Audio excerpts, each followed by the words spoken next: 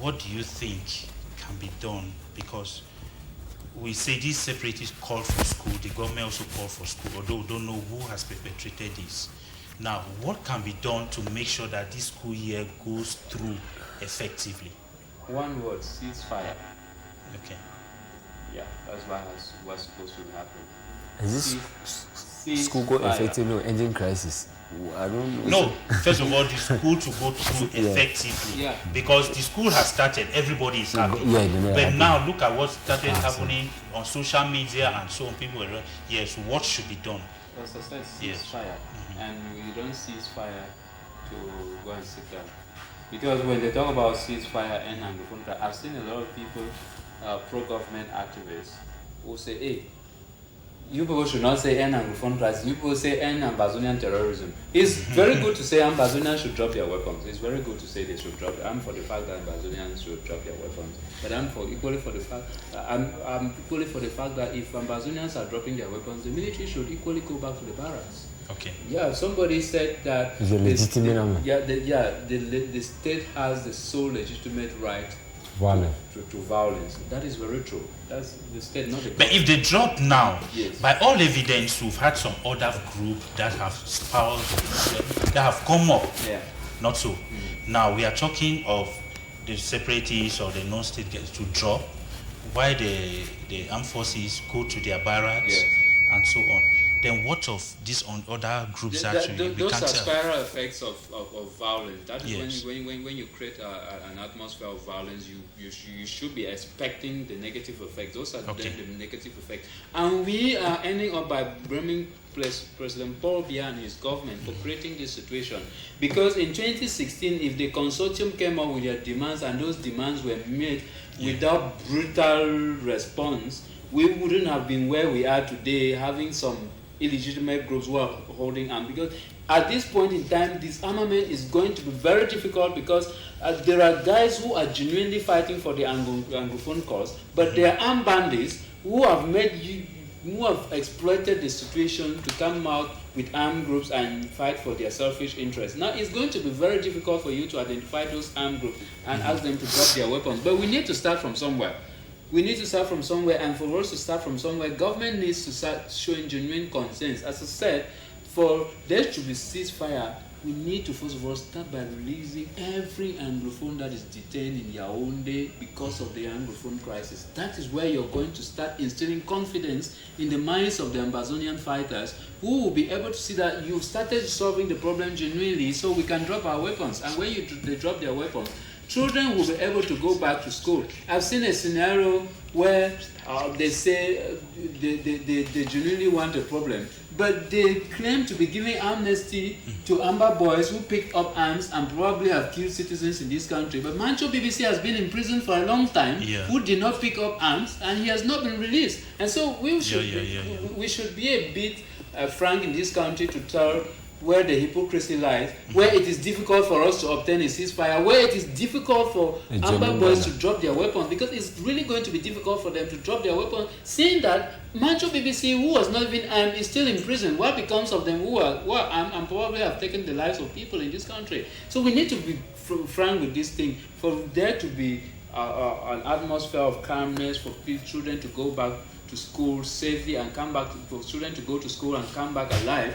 They should start by doing the right things. Start by releasing each and every Anglophone who has been detained because of the Anglophone crisis, so that if somebody like Sisiku Ayuktabe, for instance, comes out and tells Amber Boy that, hey guys, it is time for us to go back to peace talk, a lot of those Amber Boys will drop their weapons because they listen to him. They will drop their weapons, and there's going to be a ceasefire, and there's going to be negotiations, and students will go back to school. Okay, now you are talking of all this. Let me come to you,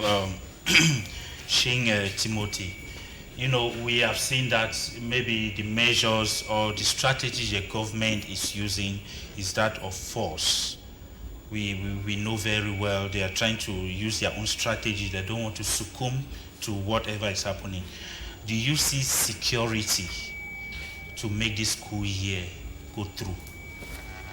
Well, my prayer is that this school year should go through successfully. That is my prayer, even at the beginning of the crisis, because actually this crisis started even when some of my mates boycotted school, but I still continued with school, and I finished the academic year. So my prayer is that every student, everybody who wants to go to school should be given that opportunity to go back to school. But in order for school to be effective, there are some measures that the government and the separatists need to take. The separatists and the government need to come to a realization that this battle cannot be won, that neither party can win this battle. Because this battle, if it has been raging for 3 years, going to 4 years now, it is because no party can win this war. Because the barrel of the gun cannot win this war. What can win this war is dialogue. It will be a challenge. My challenge would be that if the government really wants school, they should maybe create a conducive environment for dialogue with the key frontline separatist actors, whether those in prison or those out of the country. But the problem is that the separatists are so divided. Because at the beginning of the crisis, there was a lot of unity among the separatists. They had a general command under Sisiko Ayutabe who left. But now the separatists are so divided that it's at times very difficult for the government to know who we are going to negotiate with. And if the government at times contemplates whether if we actually go into negotiations with this one, will there be effective results? Can these people call the shots on the ground zero? Because, the so-called ground zero, there are so many people who call the shots. Even those who are out of prison, there are so many of them. Nobody has that moral authority like you can tell that, okay, all the Amber boys, I want you guys to put down your weapons. So it's very hard. Yes. With him, but what I'm trying to ask here, the strategy the government is using is that they will use security to make sure that the school year goes through, because nearly in all schools, whether even private schools, they have put security there along the. What I'm saying is that strategy is failing. Okay. Yes, because since this crisis started, when it turned into a war, the government said, no, we'll do everything possible. We are going to put our army everywhere, but the strategy has been failing. The army, the police, the gendarme have been unable to protect. If you look at the most recent attack in a school, it was in Kumba. And just 5 minutes away, there is a military camp. There are security posts around. So it's very hard. That strategy is failing the government. I think the government needs a rethink. Because if there is no rethink, it means the government doesn't really want to promote school. Because these are Cameroonians that are being failed by the government. And even when there is school going on, most of these public schools, the fees that they charge, because I'm somebody who writes a lot on education. And what I go down to the field, there are publics, there are private, there are government secondary schools in the southwest region, in Fako division, that charge students 60,000 francs as school fees. They charge 60,000 francs. Even more than that. Yes. And there are some that go beyond 60,000.